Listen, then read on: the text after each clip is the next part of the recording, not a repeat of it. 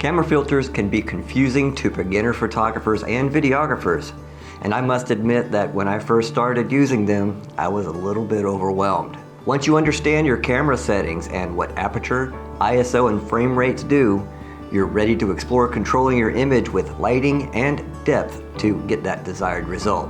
We have 3 types of filters that we will discuss today, and taking center stage is a very popular brand known by K&F Concept. In this 3 filter set, we have a UV filter, a polarizing filter, and an ND filter. What does that even mean? Well, that's okay, I got you, relax. We are going to explain their purpose, function, and why these are better over other brands. This kit will serve as a beginner's set at a very affordable price, coming in at $44 on Amazon. Let's learn together.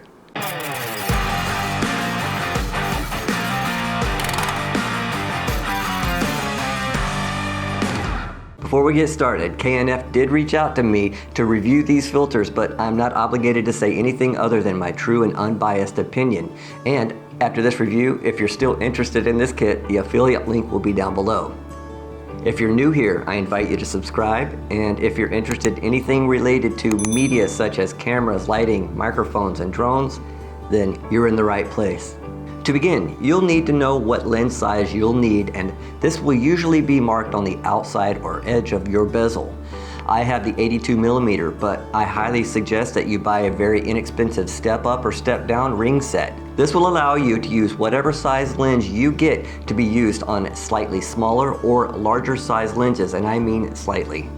I would only step up maybe 1 lens size or 2 because I have a 72mm lens that can benefit from these filters as well. I use Neewer rings because they are inexpensive but well made, and I'll have them linked below. Keep in mind, it won't make sense to step down to a smaller filter because it will obscure the viewing surface of your image. The more you step down, the more narrow you'll have to shoot to alleviate that physical edge on your filter. If you're looking for that blurry background, you'll want your camera to maintain certain settings. More importantly, you'll want your aperture to be very low. For example, I have a lens that starts at f2.8 and another at f4, so you will most likely want to use those apertures, otherwise known as wide open, to get that blurry background, also known as bokeh. Having your settings wide open can introduce lighting issues when in bright areas, and your images in both photo and video will be overexposed or blown out. To remedy these without neutral density filters, you'll usually have to adjust the shutter speed to control how long the shutters open, controlling the duration of exposure to light. But by maintaining proper settings for said motion blur, you might still have too much light entering your images. In video, you'll want to double your frame rate, so if you are shooting at 24 frames per second, you'll want to use a shutter speed of double that, which is about 50. And then if you're shooting at 30 frames, then 60, and at 60 frames, 120, and so on and so forth. We do this to maintain the natural blurring that makes our video as filmic and natural as possible. But while trying to maintain that natural motion blur, you might still need some assistance from an ND filter. In photography, we abide by a similar thought process, and if you're shooting wide open outside on a bright, sunny day, you'll be forced to use a very fast shutter speed regardless of how much blur you desire, because the photo will again be overexposed. Dropping your aperture to say f5.6 to f11 or even f22, you'll lose that bokeh.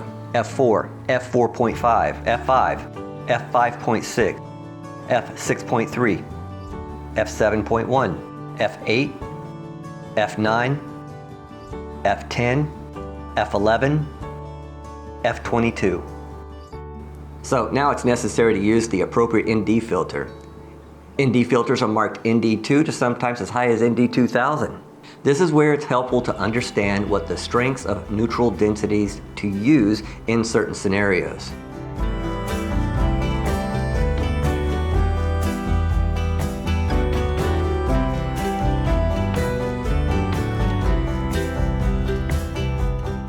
In drone videos and photography, ND filters are essential to that natural motion blur.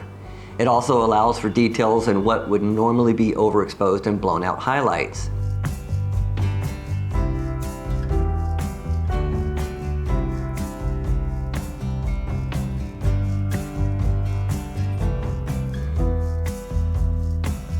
You can get circular polarizers, variable, and regular ND filters for whatever your camera allows.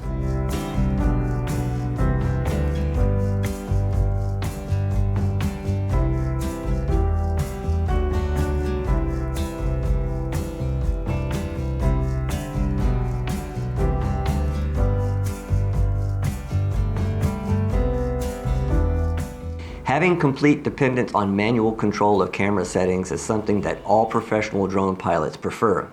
As you can tell, I have an ND filter for every circumstance because it just makes your footage more filmic. Notice I'm trying not to say cinematic. I'm seeing a therapist for this. Wish me luck. To help clarify, an ND filter lets in 50% less light than no filter, and an ND4 lets through half as much light yet again, or 25% light transmission. Every time the ND factor number doubles, there's a 50% reduction in light transmission, which represents one extra f-stop of light being blocked from entering your lens. Here we have an ND4, which is 2 stops of light, and here are some examples that demonstrate value in using this filter. These are some best case scenarios, but not all lighting is created equal. As a matter of fact, this ND4 is best used in an overcast day. In brighter areas, you might need a higher value ND filter to balance out your camera exposure settings, but this might require you to carry multiple filters in which you may not have room for or you don't want to be bothered with. Therefore, the variable ND filter is introduced. These come in a wide variety of combinations. Here I have an ND2 to 400 and it seems to do what I want, but it is a budget filter that I paid around $50.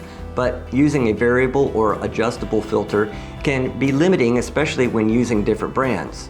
Cross-polarization is a common theme when using these, and it's paramount to stay away from the adjustment that disrupts the quality of your image. If you want that cross-polarization to be a moot point, you'll have to start digging into your pockets for a little more expensive brands such as Polar Pro. Finding filters within your budget that perform well without that dreadful cross isn't easy, but K&F has got you covered. I do have a 58mm K&F variable ND filter that I use with my Sony ZV-1, but K&F has a nicer one under $100 that I'm considering for my Canon EOS R and R5. Having fixed factor lenses such as these ND4s by K&F ensure and alleviate any vignetting, discoloration, and image bending that some variable ND filters produce.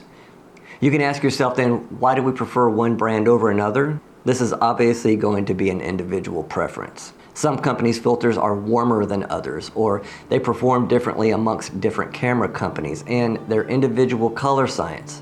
Although most photographers rely on conventional glass screw-in filters, lens filters are also available as square and rectangular filters made out of polyester, gelatin, and resin. These filters, some of which are optically purer than glass filters, require holders and extra levels of care when handled, which accompanies a loftier cost. Welcome to the expenses of being a content creator. After using this K&F glass, I appreciate the build quality over many cheaper products I've encountered. Now that we've nailed down this ND filter and hopefully given you a better understanding of their use, we can mention the polarizing lens in this kit. We have worn sunglasses that provide a level of polarization that alleviates or minimalizes glare and reflections. Fishermen use them a lot to better see below the surface of the water on sunny days. They also help when driving and certain sports such as shooting or racing. I didn't own this size of polarizing filter before, and it's a welcomed addition. By turning the dial ring, I can adjust the amount of glare reduction from my video and photos. As for the ultraviolet filter in this kit, it serves very much like your windshield or again sunglasses that block harmful ultraviolet rays. Having this form of protection from the sun is a constant battle in all forms of outdoor activity, but in digital photography, not so much. These were helpful when using film cameras. The actual film could be negatively affected by discolorization, but now that we live in a digital world, the sensor isn't as nearly affected by UV light. Since these filters have outer threads, many will use them to reduce the risk of double threading their expensive lenses. Many others will just use this filter as an extra added layer of protection for their glass. I'm pretty sure now that I have this that it's going to stay on my camera most of the time. So these filters are higher quality than I'm used to, and with the 18 layers of nanometer coatings, I must say I'll use these for years to come. I appreciate the lens cloth and quality case that they provide with this kit, and now I have to go search for that KNF variable ND. So as I mentioned before, you really can't go wrong with $44 price tag on this little filter kit. So I just wanted to say again, thank you to KNF for sending this out to me, because it's going straight into my camera bag. As a reminder, make sure you subscribe, hit the like button, notification bell, because I've got some lights that may interest you that are coming up next week. So stay tuned and have a great day.